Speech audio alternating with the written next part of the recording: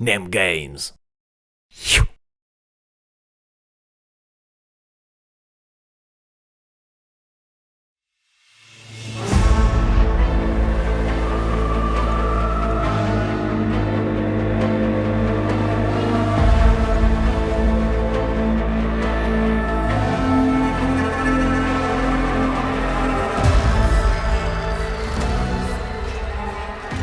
Elle a triomphé sur le sentier de la gloire. Ce chemin, parsemé de dangers à travers les royaumes du chaos, quête de tout champion voulant attirer le regard des dieux sur lui. Fridal revenait du domaine des dieux sombres, le cœur noirci de ses succès face aux concurrents. Celle que l'on surnomme la Forge Chêne a soif, soif de sang. Très bientôt, elle voguera vers les côtes impériales réclamer son dû. Mais contrairement à ses homologues, le pillage ne saurait assouvir son appétit. La Norse voit plus loin, plus grand. Elle veut déclencher la guerre que tout le monde attend ou redoute, la grande guerre du chaos contre les royaumes du vieux monde.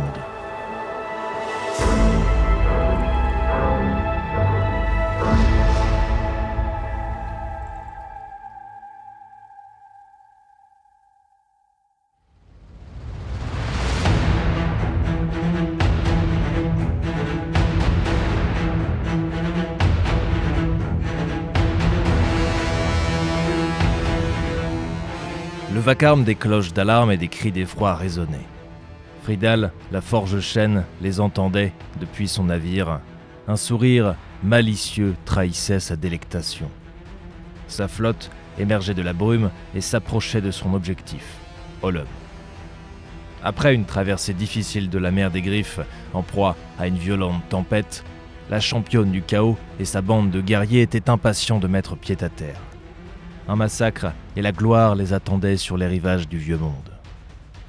La ville de Hollum avait longtemps été un terrain de raid lucratif pour Fridal, car ses gardes-manger étaient bien approvisionnés en poissons séchés et ses coffres remplis d'or grâce aux nombreux navires de commerce qui transitaient par son port. Mais elle ne se contenterait plus, désormais, de piller. Elle avait désormais une mission bien plus importante, rappeler au peuple de l'Empire que les ténèbres grandissantes du chaos sont bien plus proches qu'ils ne l'imaginent. Alors que la flotte de loups de mer se rapprochait de plus en plus du port, les habitants de Hollum commençaient à se rassembler sur le quai, équipés d'armures et armes de fortune. Encore quelques dizaines de mètres, et Fridal pourra enfin déchaîner toute sa haine sur ces impériaux, au visage qu'elle devinait déformé par la terreur. Sur le point de percuter le quai, les navires des maraudeurs furent accueillis par des volées d'arquebuses et d'arbalètes, mais la plupart des projectiles s'écrasèrent sur les larges boucliers des Nordiques ou sur les coques de leurs navires. Avant que les défenseurs n'aient eu le temps de recharger, Fridal et ses guerriers sautèrent de leur embarcation, armes au poing, rougissant rapidement les eaux du port du sang des défenseurs. La Forge Chêne tranchait, fendait, éviscérait et riait. Sa carrure impressionnante et la facilité avec laquelle elle se débarrassait de ses adversaires donnaient à voir une scène irréelle, disproportionnée. Son rire résonnait dans toute la ville, tandis qu'elle brisait boucliers et hauts à chaque coup de fléau. En l'espace de quelques minutes, tous les impériaux étaient à terre ou bien en fuite. Sa victoire assurée, Fridal ordonna la construction d'un grand monument aux dieux sombres, sur lequel l'histoire de ses triomphes serait gravée pour que tous puissent en être témoins. Ses guerriers s'y attelèrent avec une détermination sinistre, transportant un énorme rocher au centre des ruines fumantes. Tandis que les chamans de la bande de guerriers commençaient à déposer d'impurs enchantements sur la pierre monolithique, y inscrivant les récits des victoires de la Forge Chêne dans les désolations du chaos. Des étoiles à 8 branches en fer sombre furent également dressées dans la campagne environnante pour honorer les dieux et la première victoire de Fridal dans l'Empire. Le chaos était arrivé sur les rivages du vieux monde.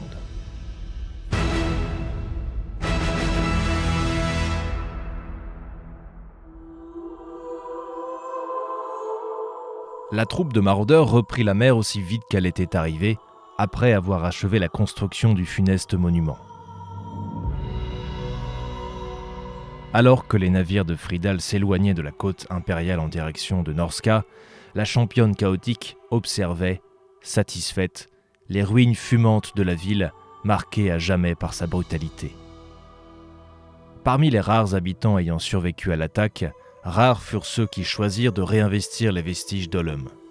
Ceux qui réussirent firent tout leur possible pour dissiper la menace du chaos qui avait commencé à se propager, passant des mois à détruire les nombreux sceaux chaotiques érigés par les maraudeurs avant leur départ. Hélas, malgré tous leurs efforts, le grand monument de pierre au centre d'Olum resta insensible à leur tentative de destruction.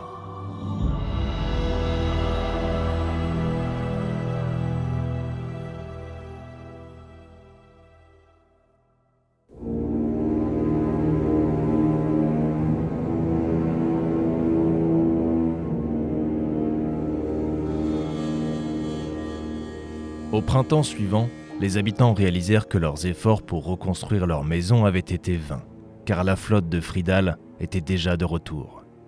Les navires réapparurent à l'horizon, bien plus nombreux que l'année précédente.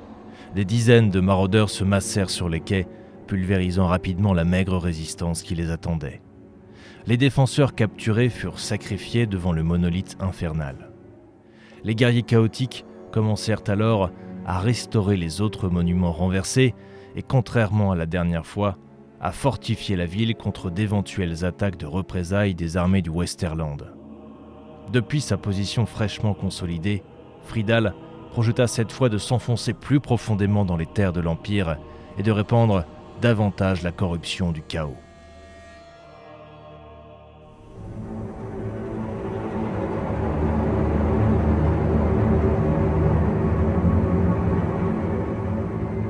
Alors que d'autres vaisseaux loups quittaient Norska pour rejoindre son host, Fridal se tourna vers la ville portuaire d'Aarno et ses célèbres défenseurs, les Lames de Mannan, une compagnie de mercenaires établie de longue date.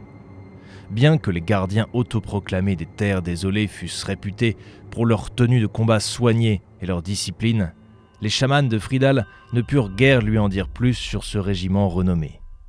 Ils avaient soi-disant fait leur preuve au combat contre des monstres cyclopéens, mais il faudrait plus que des histoires sans fondement, des uniformes impeccables et des formations bien entraînées pour la convaincre que ces doux guerriers du Sud représentaient un véritable danger. Alors que le gros de ses forces embarquait sur leurs navires et longeait la côte pour attaquer Aarno depuis la mer, une force plus réduite, composée des plus féroces et dangereux partisans de Fridal, disparut dans les étendues boisées sauvages pour s'approcher de la ville à pied. L'objectif de ces berserkers était d'attaquer les flancs d'Aarno, espérant profiter de la diversion de la flotte principale. Tandis que la masse des vaisseaux loups s'approchait d'Aarno, les nuages s'assombrirent au-dessus de leurs têtes et le tonnerre gronda. Pour les défenseurs de la cité, c'était comme si les dieux eux-mêmes étaient venus assister au carnage qui allait éclater.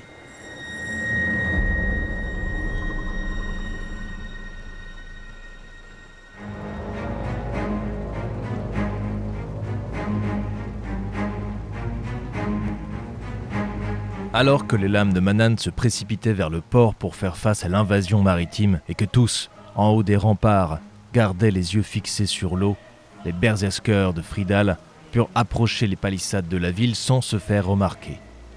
Les maraudeurs escaladèrent rapidement et agilement les remparts à l'aide de crocs d'abordage pris sur leurs vaisseaux loups et réduisirent au silence les quelques gardes distraits restés au sommet. Les guerriers de Fridal ayant désormais pris le contrôle de la guérite et bloquant le port, les habitants d'Aarno n'avaient aucune chance de s'échapper. Après avoir laissé une troupe de guerriers garder la porte, le reste des forces terrestres commença à incendier la ville et à tuer sa population.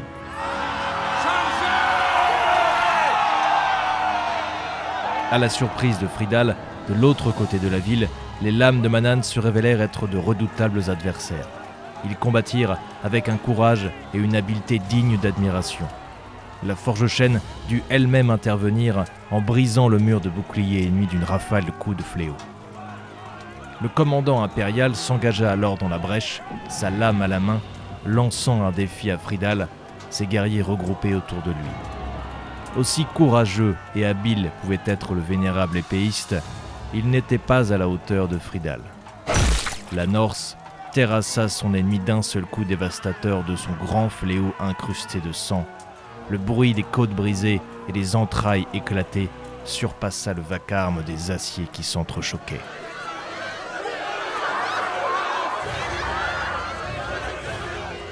La détermination des lames de Mannan fut complètement anéantie lorsqu'ils virent leur commandant se faire abattre avec une facilité déconcertante.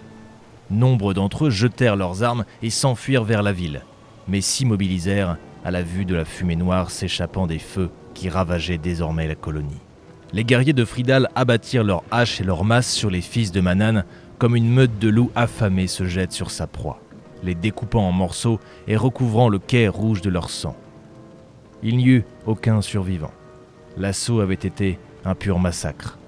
Ceux qui n'avaient pas été tués au combat avaient été rassemblés et ramenés à Hollum, où ils avaient été sacrifiés au pied du grand monolithe de Fridal en l'honneur des puissances de la ruine.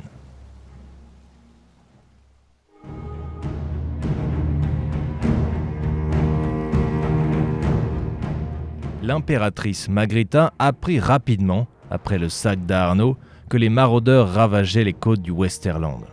Elle savait qu'il ne faudrait pas longtemps pour que les nouvelles de cette incursion fassent leur chemin jusque dans les autres provinces de l'Empire. Afin d'empêcher ses rivaux politiques de profiter de la situation pour mettre leurs propres plans à exécution, la souveraine ouvrit le vaste trésor de Marienburg et ordonna la création d'une armée de mercenaires pour repousser les disciples du chaos. Cependant, l'hiver approchant à grands pas, Magritta savait que les Norse allaient bientôt se replier sur leurs navires. Elle ordonna donc à ses mercenaires de se rassembler à Marienburg.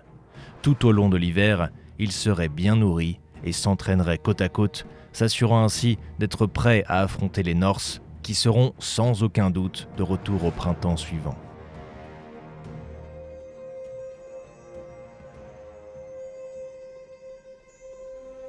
D'ordinaire, les pillards de Norska et des désolations du chaos retournaient sur leur terre natale à temps pour l'hiver, leur permettant d'éviter les tempêtes qui ravageaient la mer des Griffes et de refaire le plein de provisions pour la saison à venir.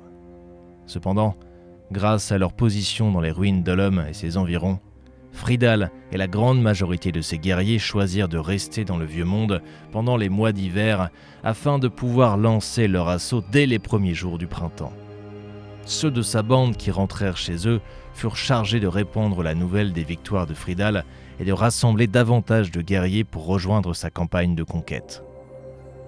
Fridal fut surprise que ses actions n'aient suscité aucune réaction de la part des armées de l'Empire, et elle savait qu'un jour ou l'autre, un host impérial viendrait la défier. Ne voulant pas être prise au dépourvu, elle envoya des éclaireurs surveiller la route du Nord. Mais, semble-t-il, les dirigeants de Marienburg avaient anticipé la manœuvre car les éclaireurs norse furent harcelés et leur mission empêchée par des petites troupes impériales spécialisées dans la reconnaissance et les embuscades, des pistoliers notamment. Incapables d'aller plus loin au sud que la ville de Loenen, les éclaireurs de Fridal quittèrent la route et s'isolèrent dans la forêt environnante où ils restèrent vigilants, guettant tout nouveau signe des forces du sud.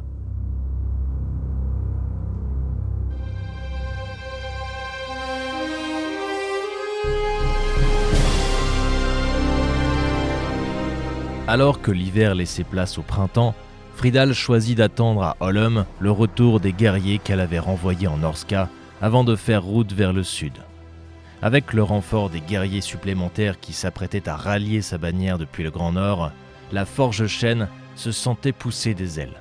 Elle jetterait désormais son dévolu sur la grande métropole côtière de Marienburg. Cependant, le printemps arriva bien plus tôt sur les terres du Vieux Monde que sur celles de Norska ou de la périlleuse mer des Griffes. À peine l'hiver avait-il relâché son emprise glaciale sur l'Empire que les éclaireurs de Fridal revinrent la voir, l'avertissant de l'avancée d'une armée sur la route du Nord sans aucun signe de sa flotte à l'horizon. Plutôt que de rester assise à attendre les impériaux, Fridal ordonna à plusieurs de ses guerriers de regagner leurs navires avec lesquels ils descendraient la rivière Arno. Parcourir le cours d'eau leur permettrait de contourner l'armée en approche et de suivre sa progression sur la route du Nord, la plaçant dans une position idéale pour fondre sur les pièces d'artillerie ennemies. Les jours suivants, alors que l'armée du Westerland se rapprochait, Fridal communia avec les dieux sombres, assis au pied du monolithe qu'elle avait construit en leur honneur. Par la prière et le sacrifice, la championne du chaos implora ses sombres protecteurs de lui donner la force nécessaire pour briser ceux qui s'opposeraient à elle.